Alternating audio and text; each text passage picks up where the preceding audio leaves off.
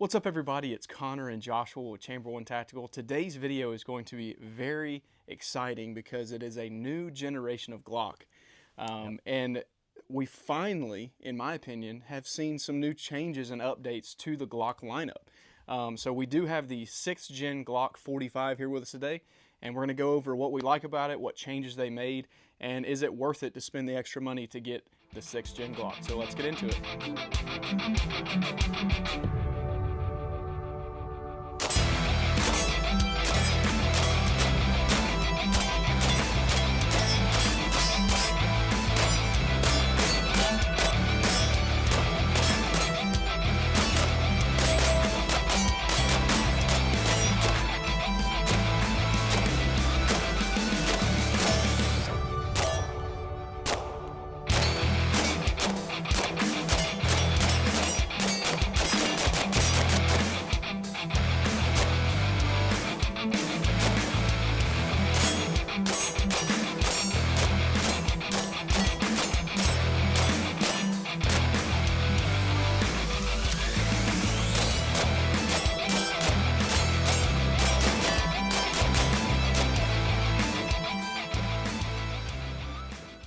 All right, so as you guys see, we have two firearms on the table today. So the one on my right is the Glock 6th Gen 45, and then which one's over here? We do have the 5th Gen 45 as well to compare it to. Okay, so we're going to go over just a couple differences, some updates that are very obvious. We know that there's some internal changes that they made to the gun. We're not really going to mention those much because we really just want to know, does the gun work, and functionality and features, right. Is it better than the previous generation? So the first thing that I know we wanted to talk about is obviously price point, right? Yep, so we got this gun. Obviously, there's no sales really right now because they're new, but this gun came in right at what, Joshua? This was, I believe, $620. Okay. Yep. And then we have a transfer fee. Transfer fee. And some places are going to charge you shipping, some may not, and then plus tax. So, from what I saw with the 5th gens that were optic cut, it's around the same amount. They were coming in right around, what, $599 to that $620 range. Right. So the price didn't change too much.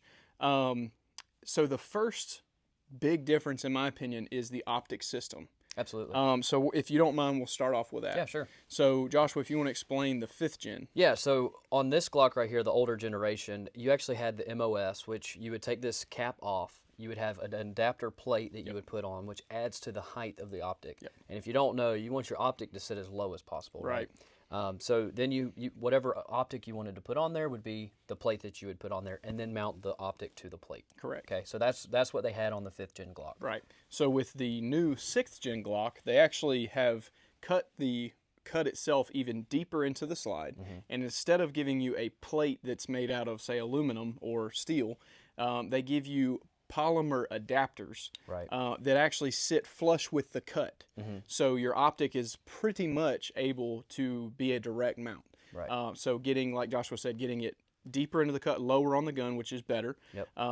And from what we saw when we looked at it, the polymer is supposed to just give it a little bit, almost like a crush washer when you lock it down, just making it more of a rigid design. Yep. So in my opinion, this is a huge upgrade. I agree. This is one of the things that we always kind of knocked Glock for on their optic system. This is 100% okay with me. It comes with 3 different adapter plates, so you have a lot of options on what optic you can put on this gun. And yes, you had those options with the plates for the 5th gens, but you had to have those little plates everywhere, and again, it just sat that optic almost up on top of the slide. Yeah, I prefer direct mounts just for the height. Yeah. As far as the durability, I'm sure they're pretty similar, but just being able to drop that optic down just a little bit lower, that's what I appreciate about it. Now, to talk about something that they didn't change is the sights. Sights are very important, especially to us. Especially on a gun this size that is more than likely going to be carried, and Glock has stayed with their traditional white dot in the front that is not going to give you any kind of light in the dark, and then the U-shaped rear sight. Right. Still polymer, the same sights. They didn't really do anything with that. I wish they would have just gone ahead and put the upgraded Glock night sights that they sell separately, just gone ahead and as put a it on the standard. gun. I like having stuff like that standard. Yep. We'll probably put some excess sights on there, Yeah. you know, just to have that tritium feel, because that's kind of what we prefer. Yeah. Now, if you want to tell them about the thing you noticed with the slide itself. Yeah, the slide serrations, this is the 5th gen. If you want to grab the 6th gen. Sure. The front, it actually seems deeper on the 6th gen. Yes. So I don't know if you noticed that as well. Just not major, but just a little bit deeper. Yeah, 100%. I agree with you. And I think when we actually looked at it, the cut itself is actually angled towards the top of the slide. So it's actually deeper at the top. Yeah. And it was the first thing that I really noticed when I went to throw my hand over the front of the slide. Yep. It really helps with the grip that you have on the slide. And they did the same thing on the back. You just don't notice it as much because that cover is sitting on top. But the slide serrations, where they really didn't change necessarily the look of them, the functionality is so much better, in my opinion, than the previous generation. Yeah, and something else they changed on the slide as well is you can see on this 5th gen that the extractor is a lot shorter. It's a different design, which they kind of have done, from what I understand, maybe since they did the change of the back plate and all that stuff. So that is a little bit different as well. Right, yep. Now, moving on to the frame, which is the most obvious, in my opinion, change that they made to the gun. This is one of the biggest improvements that I have seen Glock make pretty much from one generation to the next. Now, the only thing that I can say is this is what they should have been doing for a long time. Yeah.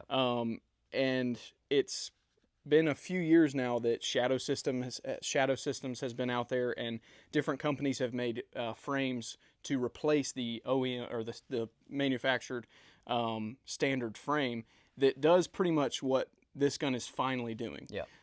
It's giving you a little bit longer beaver tail on the back of the gun just to give you a little bit more grip on the gun itself. And then they've changed their stippling, and in my opinion, it's fantastic. The changes that they made are 100% great changes. Absolutely. I really like the texture, and it definitely gives you in my opinion, a whole different shooting experience with the Glock. Absolutely. Yeah, I've been a victim of the Glock bite before, right? Yes. So with that one, if you're sitting there holding it, this slide will come back and kind of pinch your skin, and you can actually start to bleed. It's happened to me many times, you know, just because I try to get as high up as I can on that pistol. Right. But yeah, the texturing is nice, and they added these texture points where your finger goes, and then sort of like a gas pedal because it is indented, but where you put your thumb as well to help drive that gun back down during recoil. Right. So that's something nice that you really don't see on the older generation. So I think it's a great improvement. Well, and I think they also said they added the palm swell. Yes. And they also gave you a built-in flared magwell. Right. And all great things. And I think, you know, the gun itself, Glocks have always been, you know, people call them bricks or blocks or whatever. You know, this definitely feels like a more refined handgun. Yep. You know, and I think they've gotten a little bit of hate just because there's not a ton of changes that they did make. But if it didn't have Glock on it, there probably wouldn't be as many haters. Yeah. Because this is obviously what we have grown to expect with how guns are manufactured now. Yep. But another thing that I did want to mention is the undercut that they put under the trigger guard is a good bit deeper, and it really does allow you to get a little bit more grip on the gun and feel like you have that extra drive to keep that recoil down. Absolutely. Now, the one thing, in my opinion, that they just didn't do that well was the trigger. I was the most disappointed in the trigger, and tell us why, Joshua. Yeah, and you know, we have seen some other videos where people got their hands on these early on, and some people hinted it was better. We didn't really notice an improved trigger. We'll just put it that way. The flat face part of it, having a different trigger shoe, I did like. Yeah. I do like having a flat face trigger shoe as opposed to the curved, so that is nice. But the brake, it's not very impressive. It's just rolls. Yeah, a lot of mush. You know, it's just nothing special, but it's not far off from, you know, previous generation Glocks. We did notice, though, it seems to break a little bit further back than a 5th gen. Right, and it may be because of the shoe. Yes. You don't have that curvature of the trigger shoe, so when we were actually going back and forth from the 5th gen to the 6th gen, Yep. and noticed that there was a huge big enough difference in the speed we could actually fire the gun accurately, being better with the 5th gen. The 6th gen is, like he said, it's like by the time the trigger breaks, it's a little further back, and it's not much. When you really look at it, it's really not much. And we'll try to get a close up to show you guys the difference, but your finger's just a little bit further back, and it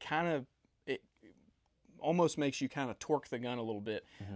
Nothing you couldn't get over. You would just need to shoot the gun a little bit more and get used to it. But you know, that's the main thing. If you were going to take anything that they did and you said what's the most important, I thought the most important thing would be upgrading their trigger.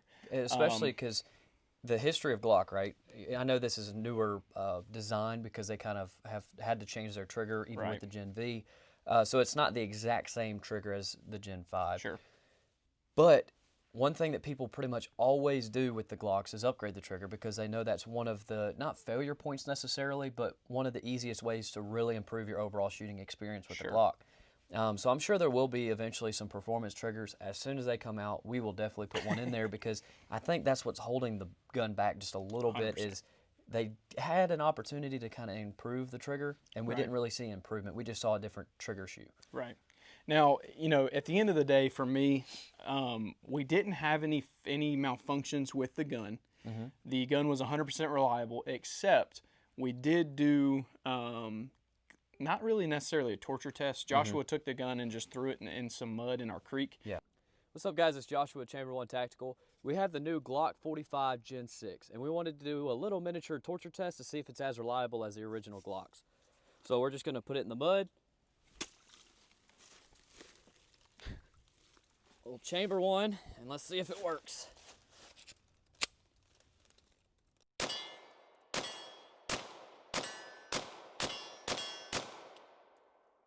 It works. Picked it up, racked it, and went to shooting.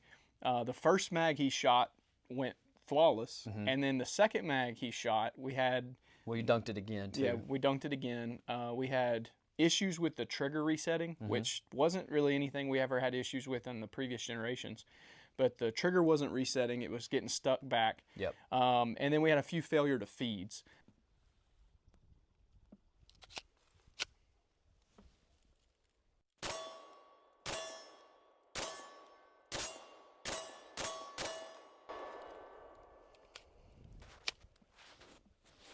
Trigger's not reset.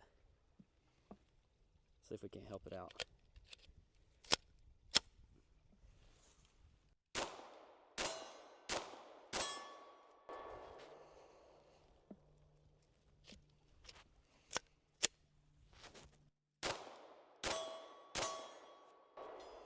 Are these failures to feeds? Yep. So I would say for the test, it's probably on par with the 5th gen. Probably. If we had done the same test with the 5th gen, it probably would have been the exact same. Yeah, and there's other people that do like severe torture tests to these guns. So, you know, we just don't really have that application with the guns. We just go out and have fun shooting them. So we just were wondering if if it was any different from any other Glock. But in my opinion, the gun itself, I think there's a lot of good changes that they made. With the price point not really being that different, I think the gun is worth what they're asking for it. Other than the sights and the trigger, I wish those two, if they would change those two things, I think the gun is worth what they're asking for it.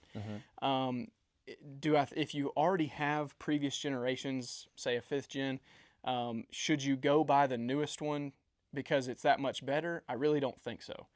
Unless the optic cut is really what you're looking for, being able to get your optic just a little bit lower. The texture is where it is really good. I don't know that it's that big of an improvement to go rush and get the new 6th gen Glock. Yeah. I think it's a good gun.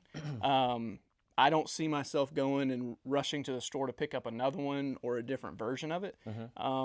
But again, if they could fix the trigger, get a good, like Glock performance trigger is all they'd have to put in there. Yeah. And then the sights, I think it's a fantastic gun. Yeah. What do you think? I think, because right now, this isn't a comparison video of putting this Glock up against other brands, right? We are going to do that, so stay tuned to the channel. We also have the Gen V that we're going to be comparing it to, because those are the two running models now. Sure. So the Gen V and the Gen 6. So we'll be doing some more comparisons. But if I'm just looking at it, looking at the 5th gen, looking at the 6th gen, and just comparing those two, yeah, I mean, and everything that they changed, they pretty much improved. The trigger's basically the same, but they did improve the trigger shoe, so we'll still call that an improvement. So it is better than a 5th gen Glock. But we'll just see how it stacks up against, a lot of the competition out there. I think that's a good statement. Yeah. Well, guys, if you have any questions about the gun, let us know down in the comment section. If you have a specific gun you want to see this 6th gen Glock go up against, definitely let us know. Make sure you guys like, share, and subscribe, and we'll catch you next time.